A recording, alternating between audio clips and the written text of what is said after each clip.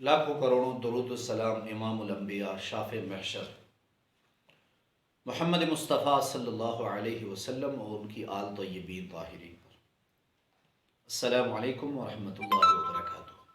ایک شخص میرے پاس آیا اور اس نے کہا کہ مولانا صاحب میں نے سورہ بقرہ 1 ماہ تک پڑھا لیکن مجھے کوئی فائدہ نہیں ہوا، میرا مسئلہ ختم ہونے کی بجائے بڑھتا چلا گیا۔ دوسرے شخص نے مجھے کہا کہ مولانا صاحب میں نے آیت الکرسی 1 مہینے تک پڑھی لیکن مجھے کوئی فائدہ نہیں ہوا۔ اسی طرح چند دوسرے سائلین میرے پاس آئے اور انہوں نے کہا مولانا صاحب ہم نے فلاں فلاں وظائف پڑھے لیکن ہمیں کوئی فائدہ نہیں ہوا۔ تو ہم نے مختلف عاملوں سے پوچھا کہ یہ سورہ بقرہ اور دوسری سورت پڑھنے کے باوجود ہمیں فائدہ کیوں نہیں ہوا اور ہمارا مسئلہ ختم کیوں نہیں ہوا؟ تو ان عاملوں کی رائے یہ تھی کہ آپ نے ان وظائف کو بغیر اجازت کے پڑھا، آپ کو کسی عامل سے اجازت لینے کی ضرورت تھی، اس کے بعد آپ اسے پڑھتے تو آپ کو فائدہ ہوتا، اس لیے آپ کو فائدہ نہیں ہوا۔ تو ایک بات پلے باندھ لیں، وہ وظائف جو اللہ رب العزت نے قرآن کریم میں یا احادیث مبارکہ میں محمد رسول اللہ صلی اللہ علیہ وسلم کے واسطے اس امت کے لیے توفتاً بھیجے ہیں، رسول اللہ صلی اللہ علیہ وسلم کی زبان پر اور جو جاری ہوئی ہیں اس امت تک پہنچے ہیں، تو یہ بات یاد رکھیں وہ قرآنی وظائف ہیں یا وہ احادیث مبارکہ سے ثابت شدہ وظائف ہیں، تو ان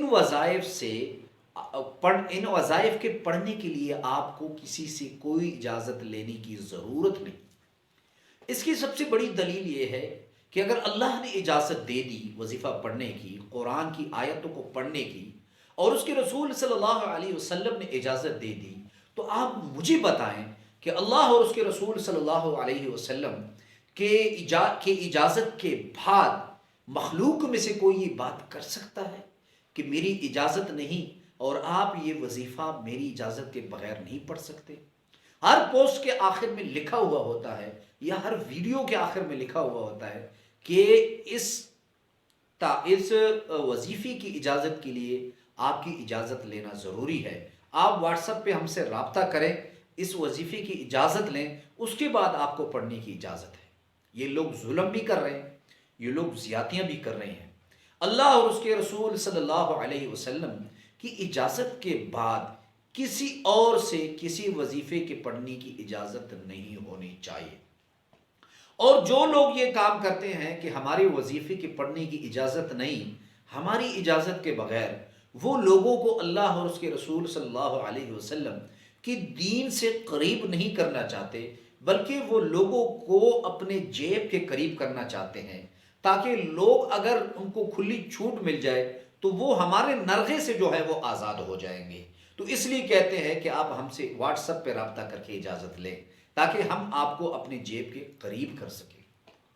ہاں البتہ ایک بات ضرور ہے کہ وہ جادوگر جو ناجائز طریقے سے قرآن و سنت کے خلاف، دین شریعت کے خلاف لوگوں کو جادو کے ذریعے وہ لوگوں کے کام کرتے ہیں، ان جادوگروں کے مخصوص منتر ہوتے ہیں، یقیناً وہ منتر ان کے اپنے بنائے ہوئے من گھڑت منتر ہوتے ہیں، اور وہ کہتے ہیں کہ ہماری اجازت کے بغیر نہیں پڑھنا چاہیے۔ یقیناً یہ ان کے منتر ہوتے ہیں جنہیں نہ وظائف کہا جاتا ہے نہ تعویذات کہا جاتا ہے، یہ جادو اور گمراہی ہوتا ہے۔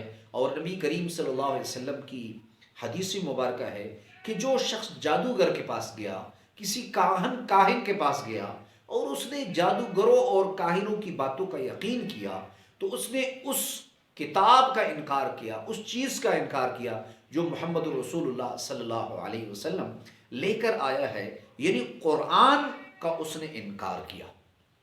تو یہ بات یاد رکھو، جو شخص جادوگروں کے پاس جا کر، وہ محبت کا مسئلہ ہے، وہ شادی کا مسئلہ ہے، وہ طلاق کا مسئلہ ہے، کوئی بھی مسئلہ ہے، جادوگر کے پاس جاتا ہے، اگر اس کا وہ مسئلہ وقتی طور پر حل بھی ہو جائے تو یہ بات آپ پلے باندھ لیں کہ 3 بڑی بیماریوں میں وہ مبتلا ہو جائے گا۔ سب سے بڑے مسئلہ، جادوگر سے علاج کرنے کے بعد اس کے درد میں ایسی تکلیف ہوگی دائمی تکلیف میں وہ مبتلا ہو جائے گا، اور دوسری بات وہ ٹینشن میں مبتلا ہو جائے گا، اور ایسے ٹینشن کہ اس سے اس کے پاگل پن کا خطرہ ہوگا، اور تیسری بات جو ہے وہ خوف محسوس کرے گا، یعنی عصر اور مغرب کے درمیان یہ ایسے وقت پہ اس میں تکلیف ہوگی، اس کی دل میں تنگی ہوگی، جیسے انسان کہتا ہے میں اونچی اونچی آواز میں رو دوں کہ شاید میری یہ تکلیف کم ہو جائے۔ بہرحال وظائف کی کسی سے اجازت لینے کی ضرورت نہیں۔ ہاں ایک بات ہے، ایک ہے وظائف کی اجازت لینا، ایک ہے وظائف کی ترتیب سمجھنا، اس میں آسمان و زمین کا فرق ہے۔ اگر آپ کسی عامل سے وظائف کی ترتیب کے بارے میں پوچھنا چاہتے ہیں تو یہ پوچھیں، لیکن اس کے علاوہ وظیفے کی اجازت لینا آپ کو کسی عامل سے اس کی ضرورت نہیں ہے۔ اب سوال یہ ہوتا ہے کہ اگر ایک شخص نے ایک مہینے تک سورہ بقرہ پڑھی، اس کو فائدہ کیوں نہیں ہوا؟ اگر ایک شخص نے ایک ماہ تک آیت الکرسی پڑھی کسی مقصد کے لیے، اس کا مقصد حل کیوں نہیں ہوا؟ تو اس کی چند وجوہات ہیں۔